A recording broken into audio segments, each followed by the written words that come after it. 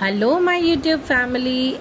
I welcome you all to your very own channel Next Gen Teachers. आज का जो हमारा टॉपिक है वो बहुत इम्पोर्टेंट टॉपिक है. अब इस टॉपिक के अंदर अलग अलग साइकोलॉजिस्ट्स ने अपनी थियोरीज भी दी हैं, तो इस टॉपिक को हम बहुत अच्छे से समझेंगे. हमारा जो आज का टॉपिक है वो है बिहेवियरिज्म के बारे में. So what do you mean by behaviorism? Behaviorism is a theory of learning in psychology which states that learning occurs through changes in observable behavior. अब किसी का भी जो बिहेवियर है उसको ऑब्जर्व करके पता चलता है कि उसका बिहेवियर कैसा है. According to this theory, behavior is shaped by stimulus and response and influenced by the environment. अब हमारा जो बिहेवियर है या तो वो स्टिमुलस या फिर रिस्पॉन्सेस के ऊपर डिपेंड करता है या फिर वो इन्फ्लुएंस होता है कि हमारे एनवायरनमेंट से, कि हमारे आसपास का एनवायरनमेंट कैसा है. Now behaviourists believe that learning happens through practice, reinforcement and conditioning rather than internal mental processes. अब किसी के दिमाग के अंदर कोई चीज़ आएगी और वो चीज़ों को याद कर लेगा, ऐसा कुछ नहीं होता है. या तो लर्निंग होती है किसी चीज़ की प्रैक्टिस करने से, या उसे रीइंफोर्समेंट से कि उसको बार बार याद करवाया जाए, या फिर उसकी कंडीशनिंग से कि उसको बहुत ही अच्छे तरीके से समझाया जाए ताकि वो उनके जहन में बैठ जाए. Now, main characteristics of behaviorism are focus on observable behavior. सबसे पहले किसी के भी बिहेवियर को ऑब्जर्व करने से पता चलता है कि उनका बिहेवियर कैसा है. Only visible actions are studied. इस केस में सिर्फ विजिबल एक्शंस जो हैं उनको स्टडी किया जाता है. स्टिमुलस रिस्पॉन्स रिलेशनशिप क्या होता है? Behavior occurs as a response to environmental stimuli. अब किसी भी चीज़ का रिस्पॉन्स जो आता है उस पर डिपेंड करता है कि किसी भी इंसान का बिहेवियर कैसा होगा. Learning through conditioning. Now behaviour is learned through repetition and conditioning. किसी भी चीज़ को बार बार रिपीट करने से उसकी जो है बिहेवियर, वो चीज़ बिहेवियर में आ जाती है. अब हम डेली जितने बजे सो के उठेंगे, हमारे को उस चीज़ की आदत पड़ जाती है. वेदर इट्स सैटरडे और संडे, हम सुबह उतने बजे ही उठते हैं विदाउट इवन अलार्म सेट किए हुए. अगर हमारे को एक बार आदत पड़ जाए कि हमें सुबह 6 बजे उठना है, तो हम डेली सुबह 6 बजे उठेंगे, नो मैटर व्हाट. अगर हमारा अलार्म बजे या ना बजे तो भी हम सुबह 6 बजे उठ जाते हैं. तो ये क्या है? कंटिन्यूस चीज़ें हैं. ये रेपिटेशन जो होती है हमारी लाइफ में कि हम डेली 6 बजे उठ रहे हैं, तो वो हमारी एक हैबिट बन जाती है, हमारे बिहेवियर में वो चीज़ आ जाती है. Role of reinforcement. Rewards and punishments influence behaviour. अब हमारे को कोई भी काम करने के लिए अगर रिवॉर्ड मिले या फिर पनिशमेंट मिले तो हम वो काम रिवॉर्ड के लिए तो करना पसंद करेंगे, लेकिन अगर हमें उस काम को करने से पनिशमेंट मिलती है तो हम वो काम करना अवॉइड करेंगे. वो चीज़ भी हमें हमारे बिहेवियर के अंदर सेट करनी होती है. नाउ नेक्स्ट है environmental influence. The environment plays a major role in shaping behaviour. Obviously हमारे आसपास का जो एनवायरमेंट है वही हमारे बिहेवियर को शेप करने में बहुत बड़ा रोल प्ले करता है. Some important psychologists associated with behaviorism are John B. Watson, Thorndike, B.F. Skinner, and Ivan Pavlov. Now, types of conditioning in behaviorism. There are 3 important types of conditioning. First है trial and error learning. ये जो theory है ये दी गई थी Edward Thorndike के द्वारा. Second है क्लासिकल कंडीशनिंग, ये दी गई थी इवान पेवलोव के द्वारा. और थर्ड जो है वो है ऑपरेंट कंडीशनिंग, जो कि दी गई थी बीएफ स्किनर के द्वारा. फर्स्ट जो हमारी थ्योरी है वो है trial and error learning.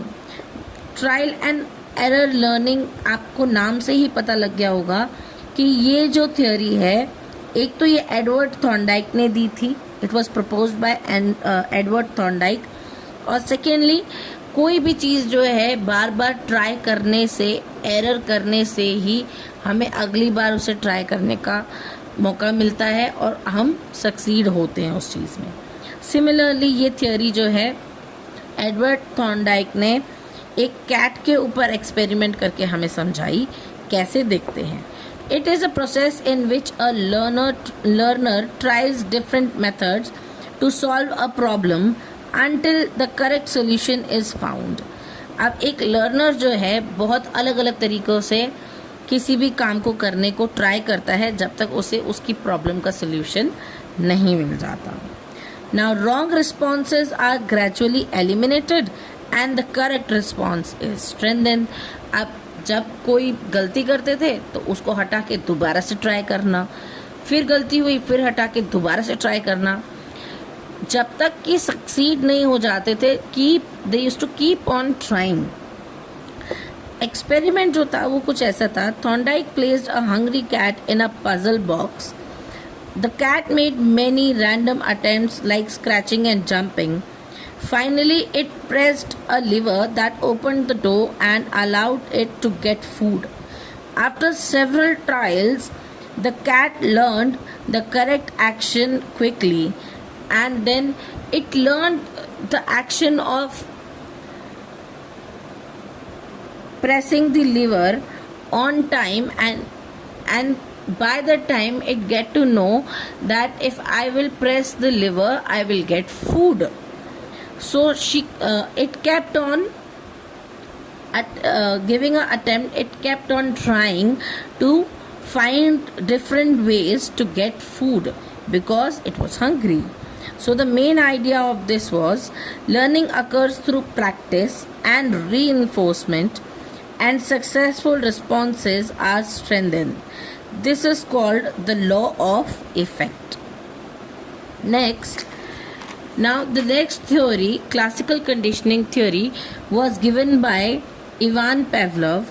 Classical conditioning is a type of learning in which a neutral stimulus becomes associated with a natural stimulus and produces a similar response.